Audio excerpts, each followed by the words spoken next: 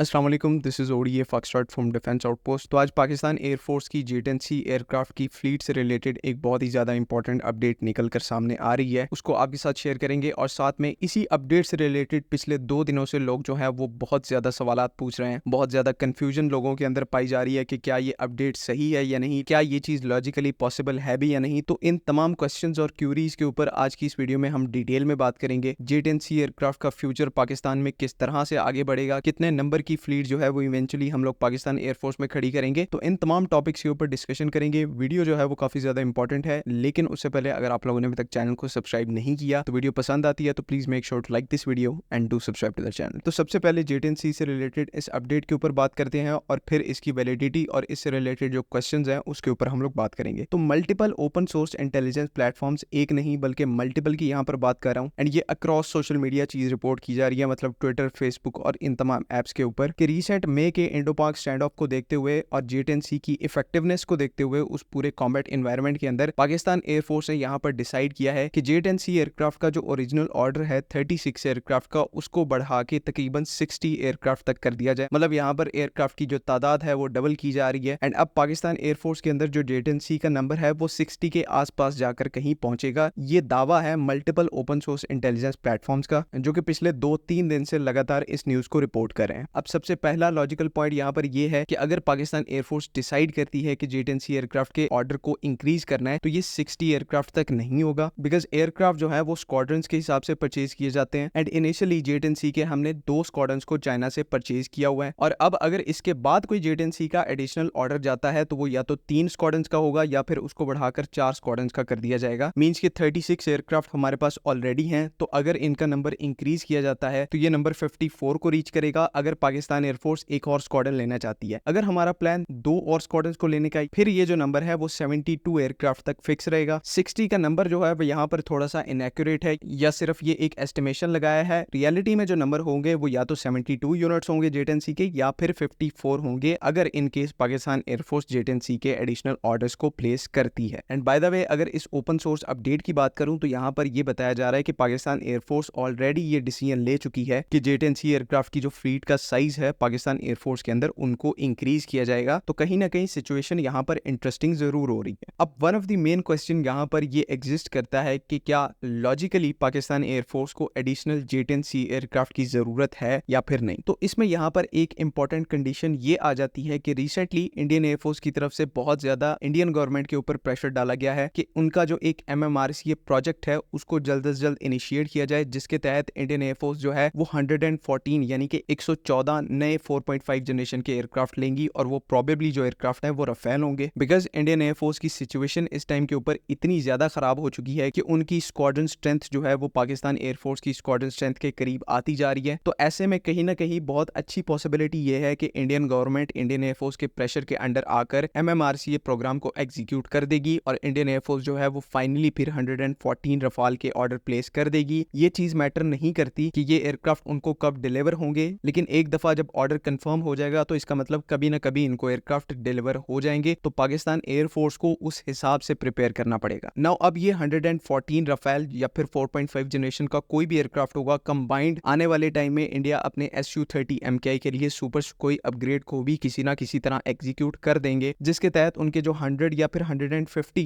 Aircraft हैं उनको इस प्रोग्राम के तहत मॉडर्नाइज कर दिया जाएगा। टाइमलाइन का उनके लिए यहाँ पर इशू क्रिएट हो रहा है, बिकॉज हो सकता है कि इन तमाम चीजों को एग्जीक्यूट होने में 114 एयरक्राफ्ट आने में और Su-30 MKI को अपग्रेड होने में इन्हें 5 से 10 साल का टाइम लग जाए। लेकिन यहाँ पर पॉइंट ये है कि ये कभी ना कभी जरूर होगा, और उसी के हिसाब से प्रिपरेशन अगर हम करें तो हमारे लिए बेस्ट है। अगेन यहाँ पर मैं मेंशन करता चलूं कि Pakistan air force head on capability wise Indian air force से बहुत ज्यादा सुपीरियर है, लेकिन जो पोटेंशियल वीक पॉइंट हमारा फ्यूचर के अंदर बन सकता है वो हमारे लिमिटेड नंबर्स हैं। एंड इस हिसाब से अगर आप देखेंगे तो डेफिनेटली पाकिस्तान एयरफोर्स को जेट-एंड-सी के एडिशनल एयरक्राफ्ट भी चाहिए अलॉन्ग विद JF-17 ब्लॉक 3। उसके तो कंफर्म बात है कि हमें जो है वो एडिशनल ऑर्डर्स जो है वो प्लेस करने पड़ेंगे। एंड साथ में फिर most importantly on top of all that J-35 stealth aircraft को भी हमें इंडक्ट करना पड़ेगा, तब जाकर हम अपने इस पोटेंशियल वीक पॉइंट को, जो कि हमारे लिमिटेड नंबर्स हैं, उनको क्लियर आउट कर पाएंगे। अगेन कैपेबिलिटी वाइज हम कहीं भी लैक नहीं करते, लेकिन ये जो हमारी फ्लीट साइज लिमिटेशन है इसको हम सबसे पहले एड्रेस करेंगे। बाकी जो प्रोजेक्ट्स हैं वो तो फिर ऑलरेडी पैरेलल में चलते रहेंगे, चाहे हमारा इंडिजिनस PFX एयरक्राफ्ट का प्रोजेक्ट हो, ये भी पैरेलल में चलेगा। इंडिजिनस एयर डिफेंस सिस्टम और जो नए मॉडर्न एयर डिफेंस सिस्टम हम फ्यूचर में इंडक्ट करेंगे, ये तमाम प्लान्स जो हैं वो पैरेलल में चलते रहेंगे। लेकिन अभी के लिए ज्यादा नहीं तो हमें सिर्फ और सिर्फ J-10C एयरक्राफ्ट के नंबर जो है वो उनको 50 प्लस करना है और साथ ही साथ एडिशनल JF-17 ब्लॉक 3 के ऑर्डर्स प्लेस करने हैं। इन अप्रोचेस की यहाँ पर रिक्वायरमेंट बिल्कुल मौजूद है और अगर हम इस चीज को असेस कर पा रहे हैं तो पाकिस्तान एयरफोर्स तो और बेटर तरीके से सिचुएशन को जानती होगी। Last but not the least, comments में पिछले कुछ दिनों से दूसरी साइड से कचरा बहुत ज्यादा आ रहा है और पर्टिकुलरली इसमें एक पॉइंट उठाया जा रहा है कि ऑपरेशन सिंदूर के अंदर पाकिस्तान के तकरीबन 155 सोल्जर्स जो हैं उनकी कैजुअलिटीज हुई हैं। अब ये इतना कोई घटिया क्लेम है। सबसे पहले तो इसके बारे में आपको फैक्ट्स बताता चलूं कि ये जो 155 सोल्जर्स है ये ऐसे बहादुर धरती माँ के सपूत हैं जिन्होंने पिछले 2 सालों में KPK और बलूचिस्तान में एंटी टेररिज्म ऑपरेशंस के दौरान जामे शहादत नोश किया एंड इनको फिर 14 अगस्त के मौके पर, बिकॉज प्रेसिडेंशियल पैलेस के अंदर तकरीब हर साल होती है 14 अगस्त के मौके पर, और जितने भी हमारे फिर शोहदा हैं जिन्होंने एक्सट्रीम एक्ट ऑफ ब्रेवरी को परफॉर्म करते हुए लाइन ऑफ ड्यूटी में जान का नजराना पेश किया, उनको फिर कौमी अवार्ड से नवाजा जाता है। और इवन ये सेम ट्रेडिशन जो है वो इंडिया के अंदर भी फॉलो की जाती है। 15 अगस्त को सेम यही चीज इंडिया ने भी की थी। ऑक्यूपाइड जम्मू एंड कश्मीर में इनके जो सोल्जर्स, जो ऑफिसर्स मारे गए थे, उनके लिए इन्होंने इस बार 15 अगस्त के मौके पर नेशनल अवार्ड्स देने का ऐलान किया। तो ये एक सिंपल सी लॉजिक थी इस पूरे प्रोपेगेंडे के पीछे। लेकिन वो कहते हैं ना कि इंडियंस के बारे में एक बहुत ही मशहूर कहावत है कि पूरी दुनिया में जो प्रोपेगेंडा होता है या इंफॉर्मेशन वॉरफेयर होती है वो आपकी एनिमी को डिस्ट्रैक्ट करने के लिए होती है। लेकिन इंडिया ऐसी वाहिद कंट्री है दुनिया में जहां पर ये जो इंफॉर्मेशन वॉरफेयर या फिर प्रोपेगेंडा करते हैं ये बेसिकली इनके अपने लोगों को,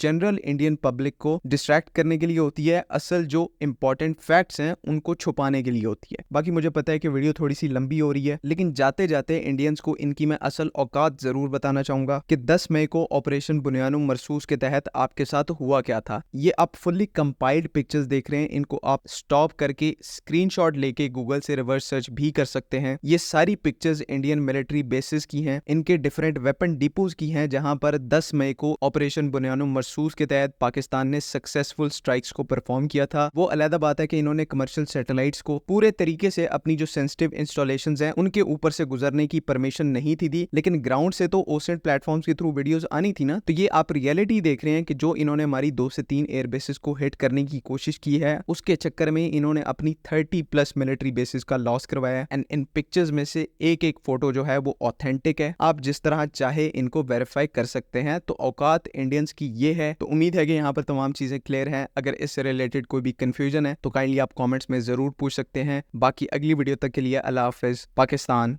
जिंदाबाद।